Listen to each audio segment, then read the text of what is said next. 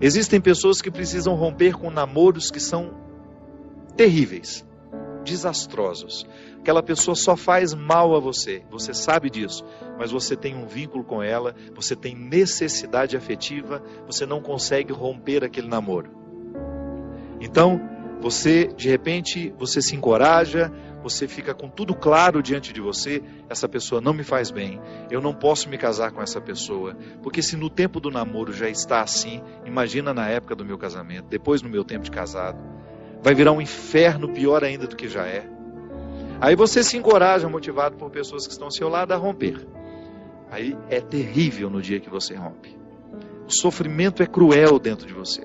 Parece que você nunca mais vai se recuperar, que você só pensa naquela pessoa. Por quê? Porque apesar dela te fazer tão mal, você tem um vínculo doentio com ela, de dependência afetiva. Você sabe que ela te faz mal, mas você não sabe viver sem ela. Aí você começa a dar passos. A primeira semana é horrível. Você sofre, você chora, você não pode ouvir a música, você não pode sentir o cheiro, você não pode ver aquele pedacinho de não sei o que ele esqueceu lá na sua casa, que tudo aquilo é terrível. Mas de repente você começa a dar passos de libertação. É como se você estivesse andando na direção de uma terra que só vai te fazer bem. E um mês depois aquele sofrimento ficou melhor, 2 meses depois aquele sofrimento melhor, e de repente você não está nem mais lembrando. Claro que ainda existe ali um vínculo silencioso sendo desarmado, porque a dependência afetiva, ela não morre da noite para o dia. A gente precisa, é como se você fosse sufocando uma célula cancerosa com o processo da quimioterapia, sabe? Que você vai retirando a vida da célula cancerosa, que é a célula que nos mata. Aí digamos que 3 meses depois, você encontra de novo com aquela pessoa, e você tem aquela famosa recaída. Aí pronto. O castelo que você estava construindo, o chão que você tinha andado, que tinha sido tão difícil, você joga fora e você volta para o Egito, você volta para a escravidão. Você faz o mesmo que os companheiros de Moisés queriam fazer, voltar a comer a cebola, voltar a comer o alimento podre, estragado. Aí você reata aquele relacionamento, porque ele é doentio e você não cuidou da devida distância que você deveria manter.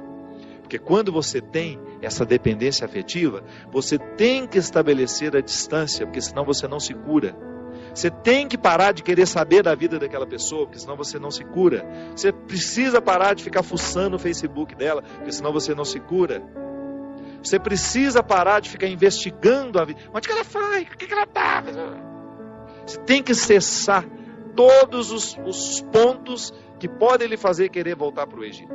Porque senão você nunca vai se libertar. Aí 3 meses depois você está bela e formosa já, matando a célula cancerígena, você vai dar mais uns beijos na boca, volta àquela dependência horrorosa e o inferno retorna na sua vida. Na sua primeira semana é até bom que está tudo voltando.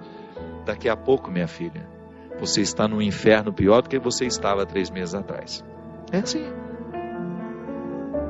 Quando a gente não sabe viver o desconforto que nos edifica, a gente se boicota o tempo todo. É como parar de beber, é como parar de fumar. Você fica sem fumar 1 ano e você comemora porque você parou de jogar aquela toxina cancerígena no seu organismo. E de repente você vai lá e acende um cigarro de bobeira e aquele vício volta como se fosse um monstro capaz de te comer inteiro. Pronto. Todo aquele sacrifício que você fez dos primeiros dias sem fumar vão para o saco. Por quê? Todo aquele sacrifício vai para o saco. Por quê? Porque você não foi capaz de viver o desconforto de renunciar. Minha gente, é impressionante como essa mão de Deus nos auxilia assim, nos fazendo conscientes do que nós precisamos romper na nossa vida.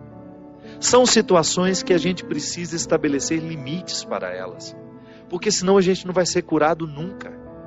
A gente vai ficar eternamente doente na fila dos necessitados, chorando e mendigando um pãozinho de bondade do outro, um pãozinho de afeto do outro.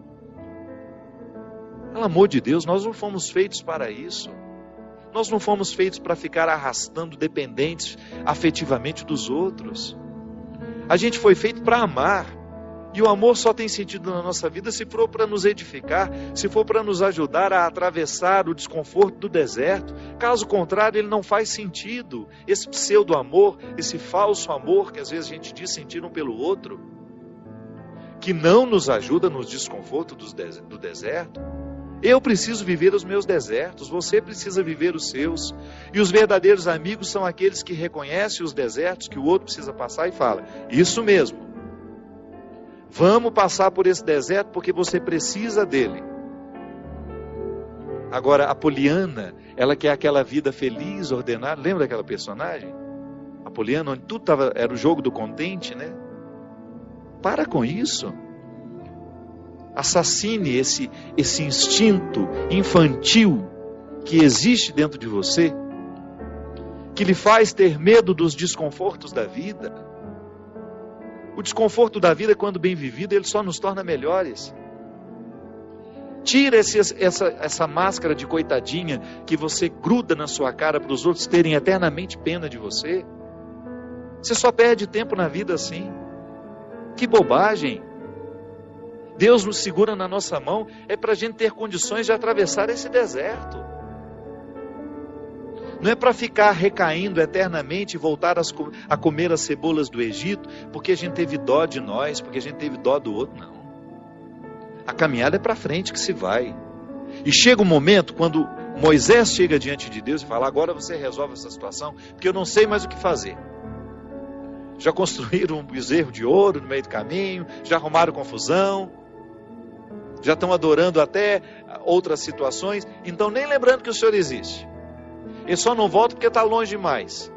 Mas retornam de outra maneira. Não retornam na geografia. Sabe? Eles não voltam geograficamente porque estava longe já do Egito. Eles morreriam no meio do caminho. Mas não voltavam geograficamente, mas voltavam afetivamente. Porque às vezes a gente já ultrapassou o território da nossa escravidão físico. Eu já saí da cadeia, mas a cadeia não saiu de mim. É assim que funciona. Eu já dei os passos na direção da minha liberdade, mas eu não fiz a conquista da minha liberdade. Eu não decretei a conquista da minha liberdade. Então eu fico afetivamente preso ao meu passado, lamentando as cebolas do Egito, lamentando o namoro que terminou, a situação que foi terminada, a amizade que foi traída. Então, quando Moisés está diante do Mar Vermelho, e ele fica apavorado, porque agora eles não tinham mais para onde ir, ou atravessavam o mar, ou voltavam para o Egito, e o exército do faraó já estava chegando para capturá-los. O que ele faz? Ele tem uma reunião particular com o Senhor, né? Uma audiência particular de urgência. Liga lá para o secretário de Deus e fala: pelo amor de Deus, você pede para ele me atender hoje, que eu não posso mais ficar sem essa resposta. O exército do faraó está chegando. E aí ele acha que Deus iria dar uma resposta fácil para ele, né? Ia dar uma solução rápida. Não. O que Deus fala? Lembra, Gino? Lembra? Corre, né? Entra nessa água. Olha que frase forte. Diga ao povo que caminhe. Eu não vou fazer por vocês o que só vocês podem fazer. Eu vou dar todas as graças para que o milagre aconteça. Eu vou fortalecer a coragem de vocês, mas se não colocar o pé na água, se não desafiar este mar, ele não se abre. E foi o que o povo fez. Moisés à frente, certamente, cheio de medo também, né? Ai, meu Pai de misericórdia, o que vai acontecer agora? Quando ele começou a entrar, a colocar os pés na água, Deus faz a sua parte. Minha gente, a nós nem importa se isso aconteceu dessa maneira mesmo. A nós interessa é o fato de que Deus faz diariamente isso na nossa vida. Sempre que eu me encorajo a vencer os mares que me desafiam, eu estou exercendo o cuidado de Deus na minha vida. Sempre que eu me encorajo a colocar o pé no mar que me ameaça, eu estou cumprindo a parte da promessa de que Ele estará sempre ao meu lado. Você faz a mesma coisa. Sempre que você desafia os seus mares, sempre que você enfrenta os seus desconfortos, Quando você não tem medo do desconforto que lhe chega, quando você olha para ele de frente, você fala: e agora? O que é que nós vamos fazer a partir desse momento? O que você me traz de bom? O que você está me desafiando? Eu vou aqui recrutar as minhas melhores partes, porque só isso me interessa. Se o desconforto me chega, eu preciso atravessar esse deserto para saber, para poder alcançar essa parte da terra prometida que me espera. É assim que funciona.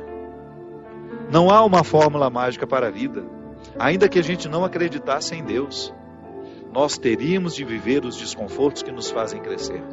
Ainda quem não crê em Deus precisa enfrentar os desconfortos de sua história, de sua existência. Agora é claro que quando a gente acredita em Deus, quando nós acreditamos de que existe alguém superior a nós, nos capacitando para a gente fazer a travessia, um conforto a mais nos é oferecido.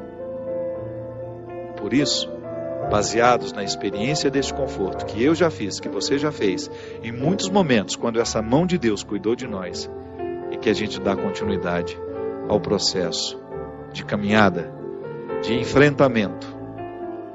É enfrentamento, a palavra é essa. Se a gente não vive os enfrentamentos diários dos nossos desertos, dos nossos conflitos, dos nossos medos, a gente nunca vai chegar ao conhecimento da terra que Ele nos preparou.